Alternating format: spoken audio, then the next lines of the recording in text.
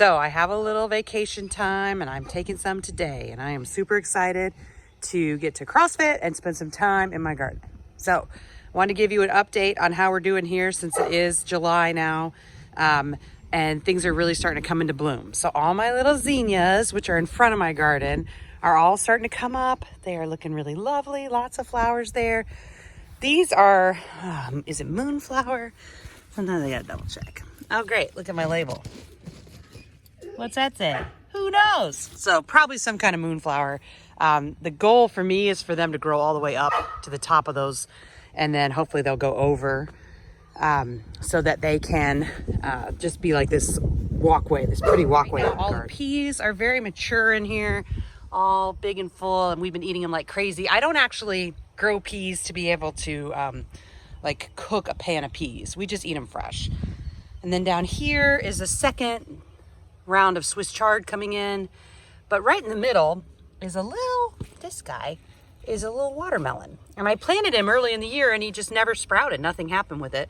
Once I planted the Swiss chard, he decided to come up, so we'll just see what happens. Hopefully he'll grow slow enough. The Swiss chard will be ready to bolt by the time he is starting to really take over. In here I've got some beets. Let's see if we can really take a peek at them here. So these are some beets that are growing. They're looking pretty good, actually. And then these guys are some carrots, and they're called kaleidoscope carrots. They come in like lots of colors. So we'll see. I've seen some purple kind of showing up in there. There is a batch of lettuce right here. Of course, there's Broccoli the cat, who always hangs out with me. And then in the middle of the broccoli are beets. You can see their purple lined leaf.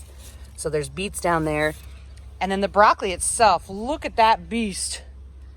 That sucker is there's my hand as reference, so almost as big as my hand. I'm gonna harvest that one tonight.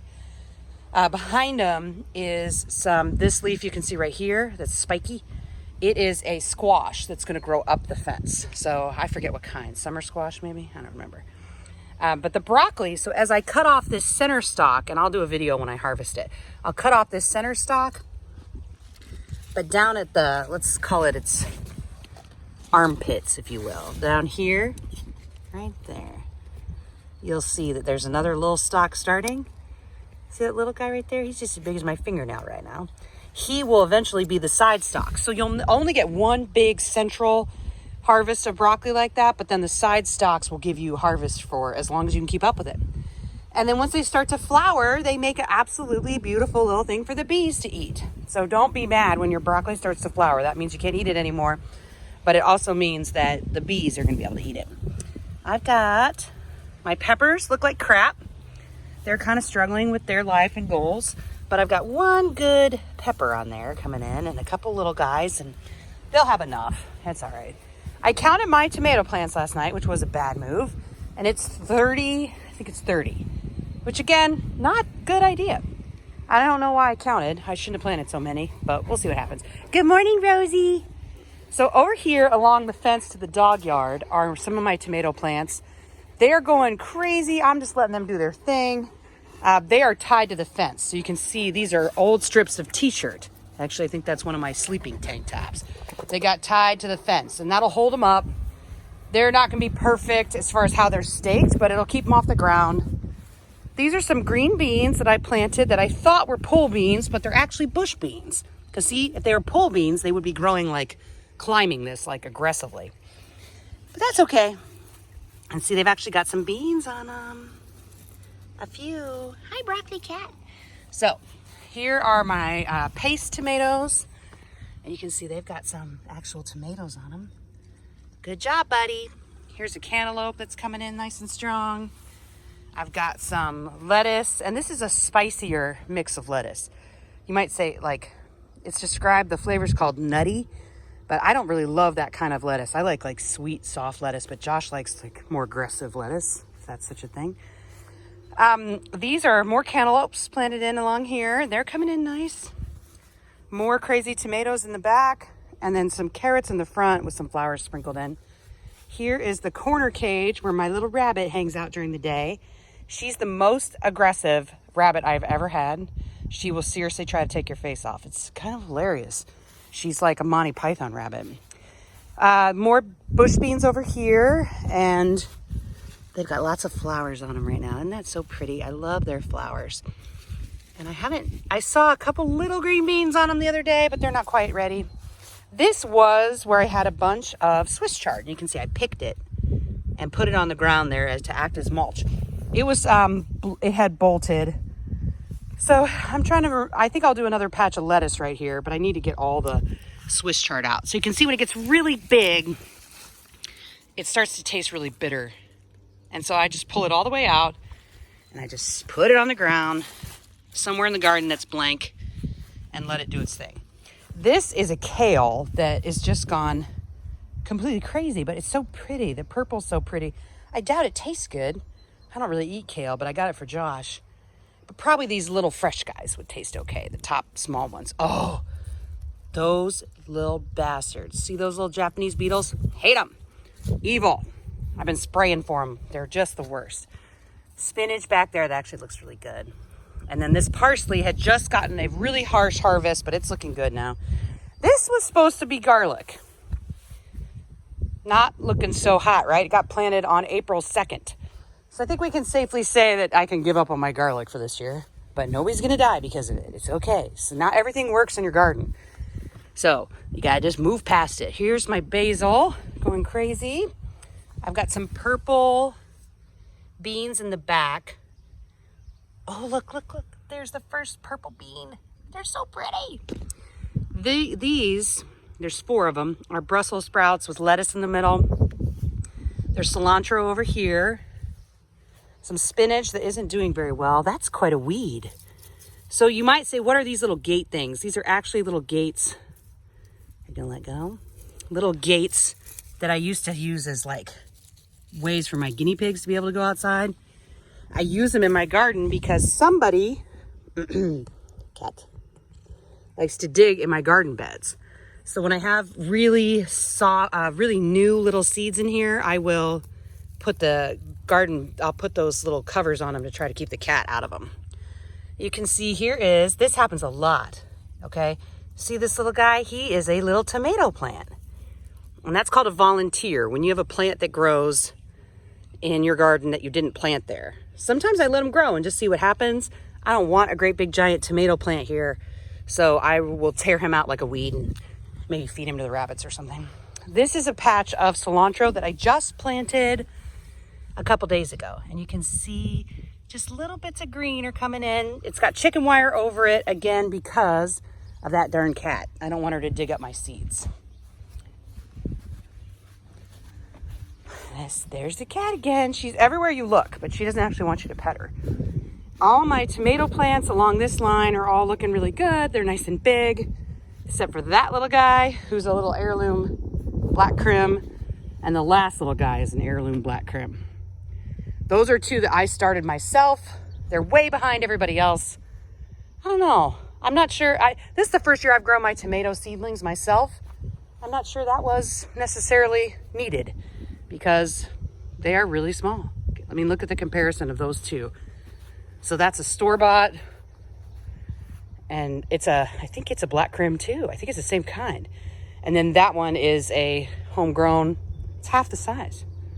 So I don't know. I don't know if maybe I'm just not meant to do that. That's okay. You don't have to do everything. Garden beds around the house. In here, what looks like a bunch of weeds is baby Shasta daisies. So the ones that look like grass, those are weeds. But the ones that look like just almost like dandelions, and the leaves are really soft, are Shasta daisies, the white daisies with the yellow center. There's also 2 or 3 volunteer sunflowers coming up big and tall. I'm just gonna let them do their thing. Over here, I have a volunteer cucumber, and he's just coming in, and I don't care. I let him stay. Every time it rains, I have to come into this garden and pluck all these volunteer cucumbers because they will overtake this whole thing. You can see my onions are really starting to form some bulbs. I planted too many onions, but it was Corona time. Coronavirus, not Corona beer. And I don't know, I needed to plant something. I was losing my mind. So they got planted. So there's a ton of onions. These are carrots that are old carrots that have bolted. So I planted these last year. I let them stay. I didn't pull them out. I just wanted to see what they would do. And they are turning into these huge, pretty flowers.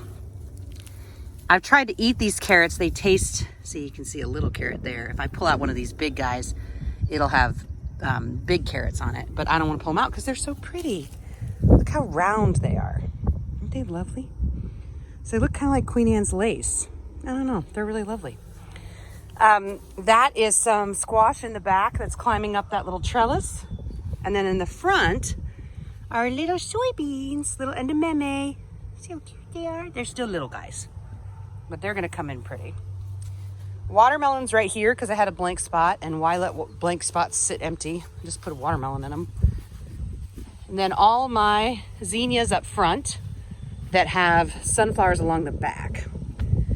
And then I had planted lettuce in the front. You can see the lettuce is bolting. See the big flower? Look how tall that flower is, that yellow flower. I mean, that lettuce is super bolted, all right? So then when they bolt, I just come back, rip them up, and put them on the ground. So they make compost. You know, they improve the soil. They act as mulch. Lettuce is cheap and easy, like your mom, to grow. So I just throw a bunch of it everywhere I've got blank space and then just use it as mulch if I'm not going to eat it. You can see some damage on some of my zinnias from those damn Japanese beetles. I hate them. But I just sprayed, so there's no active beetles anymore. And the plants will recover just fine. That damage to those zinnia plants is about a day and a half worth of beetles chewing on them. That's how much damage they do in that amount of time. They would have this entire thing down to nothing but stalks in 3 days. So if you see them, you got to spray fast and be aggressive with them. Here is some cilantro that I'm letting bolt. So it'll make some coriander. So the seeds from this will be coriander. I don't need very much of that. I don't eat a lot of coriander. See a little strawberry thinking about its life. Next year, these front beds, I hope, will be all strawberries. So again, this is my front. Look at Kat. She's there again, being the boss of everything. All my houseplants are outside this time of year, enjoying the weather. Well, most of them, not all of them. Some bolted lettuce is the yellow flowers, but just because it bolts and flowers doesn't mean it's a bad thing. Like, I think that's really pretty. I like that flower. I'm gonna leave it. I'll pull it eventually when it starts to bug me or overtake the zinnias, but now you can see that this part of this front bed gets a lot more sun than this part. See the part in the shade right now? So you can see a lot more zinnias are open on this side than over there. And that's, again, because of the sun exposure. So that's okay. Nothing, you can't fix that, right? I can't have all my zinnias pop up at the same time. They just got to do their thing. So they're happy. These are little sunflowers. They're not going to be super tall. We'll see how they turn out. Again, Cat in the background. It's like, where's Waldo? This is weeds. I got to come through here. This is a hydrangea that I got from Lowe's that was dying, and she's very happy. She's finding her way. These are birdhouse gourds that will climb up this little piece of fence. There's a little lilac. They're kind of lackluster right now. This is some popcorn. So I think the corn's pretty. I love the green. It adds a lot of color and height. So those will be little popcorns, and you can see the bottom of them are kind of purplish. See the purple color down here? And they are supposed to be a purple kind of popcorn. We'll just see what they do. These are potato cages. So as the potato plant grows up, you just keep adding soil, and then eventually at the end of the season, you take the potato cage off, and then it should be full of potatoes in there. We'll see how it works. You can see too that it's from my compost pile that had some cantaloupe in it. And so now I'm getting all these volunteer cantaloupes, and I'm pulling them out if they're actually in the cage, but I think I'm gonna let that one go. Let's see if he just makes his own little cantaloupe vine right there. Why not, right? I mean, who doesn't like to eat fresh cantaloupe? These, and I'll try to show you, they're so big. The cat just tried to puke, that's lovely. These are onion flowers. So these are onions, the crazy Dr. Seuss looking things are onions that I planted last year that I didn't harvest. And then they throw up these beautiful, huge white flowers, and I just love them. I think they're so pretty. You could not cut them But because they would smell so strong of onion, you would lose your mind. But they're so pretty. Then this is the holly bush I got from Lowe's for like nothing because it was dead. And he's making a comeback, buddy. You keep it up. You look good. Here's one of my potatoes that was smaller, so he doesn't have as much soil in his cage. But look, he's shooting out a potato plant out of the side of his cage. So I don't know. I'm going to figure out what to do with that. I don't have a plan right this second. I'm just going to keep piling soil on him. This is a particular kind of potato that's purple, so you can see a purplish tint in the leaves. I got a couple clearance row roses right here just to add some color. That guy in the back, he's not looking so healthy. I don't know, buddy. What do you think? You gonna make it? Make it come back? I don't know. Along here are my little fairy garden. You can see the flowers are all happy and going nuts there. So they all seem quite pleased. There's just this little bed right in front of our window to our living room that has a lot of pollinator flowers in it. I love when the bees and hummingbirds all come. So there's a hummingbird feeder there. And then this is just nice and full of just a mix of plants for pollinators. Here are the bed right by our main door. So that's our main door that we use. This is just full of colorful flowers. They've really gone nicely crazy. There's some Swiss chard. And if you look, oh my God, there's a huge frog in there. Dude, get out. Okay, look at this Swiss chard. Like, see how big the stalk is? See how the leaves are just huge? You know this isn't gonna taste good. You don't wanna eat that. But he's still just kind of handsome. So I'll let him hang out. I like the colors of him. There's a chive there, cherry tomato there, and look who's got the cherry tomatoes on it. Good job. Some flowers, because you need flowers for color. This was a miniature rose that I got that's bigger than my standard size roses right now, but they're brand new. And then look at this little bad boy. See how pretty? Oh, so pretty. Look who's right here. A little volunteer tomato. Get out. So he's got to go. And another cherry tomato right by the door. And then over here are some poppies that look terrible right now. They just look like total weeds. But you can see they're thinking about a little poppy flower opening up. And these are just, eventually I want this row to be just a nice colorful array of different crap. I've got a mint plant, 2 or 3 mint plants. They will take over. Like, see how they start to spread? And you have to pull them back like a weed because they are so aggressive. They will seriously just attack everything around them, which I think is fun, but you might not. So if you plant mint, plant it in a way that it can't attack everything. There's a little oregano right there. He's not living his best life. What do you need, buddy? He says, I need to not be planted right next to the cement post of this porch. Sorry, you got to work through that. All right, so that's everything growing right now.